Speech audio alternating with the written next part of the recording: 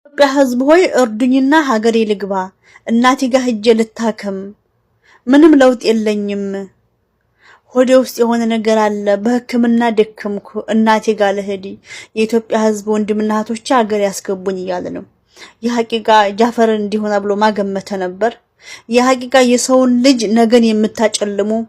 ምንድነው የምትጠቀሙት ሲር የምታስደርጉ ሰዎች ድግምት የምታስደርጉ ሰዎች ጥቅማችሁ ምንድነው والله العظيم የነሱን ሳቅ እናንተ አትስቁም የነሱን ርዝቅ አትበሉም ጃፈር በጣም መልካም ወንድም ነበር ጃፈር አላህ ያሽረው ጃፈር ቸር ነበር ጃፈር ሰላም አለይኩም አከም ጅርተን ጆለን ከኛ ነጋገሰን ማን ከኛ ጉቱን ከሰን እጋጋኩም ሲነርጊተኑ አማ ሆስፒታል አማስ hospitala biraatti na dabarsani kun immoo hospitala baay'ee guddaadha wayna hospitala kanatti dabare waraqata kana ga'u produi isaatti kun ammas kanan dhuguudha guyyaan gaafa dhaqu xaroontii amma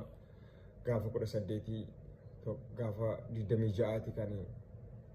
qaamni koo keessa ilaalamu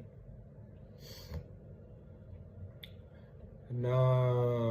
qorichi ko argamu dandeenye kanaaf iyyuu namni baay'een marziin nyaachisamee marzii nyaatteetii naan jedhani marzii nyaachifamee yookiin immoo siirii immoo maal akka jettan sanaadha isa ta'uun isaan mala inti doktorri qofatu hin ta'in namoonni baay'een illee akkas godhamtee jirta nama sitti qannaamee akkasi godhi maal waan adda addaatu jira jechuudha Allahu alam rabbitu beeka kana hariitu iyyuu naga akkasitti jira yaa obboleewwan koo baay'ee nama gaddisiisa wanti narratti hojjetame baay'ee nama gaddisiisa anu takka ilma namaatii waa belleessee hin beeku anu ilma namaa yoo gargaaruudhaan ala yoo kiisii koo keessaa baasee nyaachisuun ala yoon kolfee xawachuun ala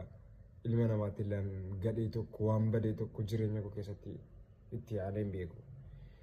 itti godheen beeku ardii kana irratti gochuun maaf barbaachisa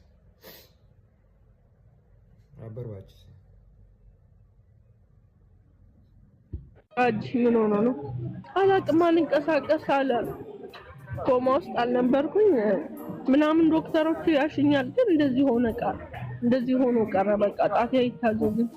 እንኳን አላቅም እኔ ለምን እንደተፈጠረ አላቅም ለምን እንደዚህ እንኳን አላቅም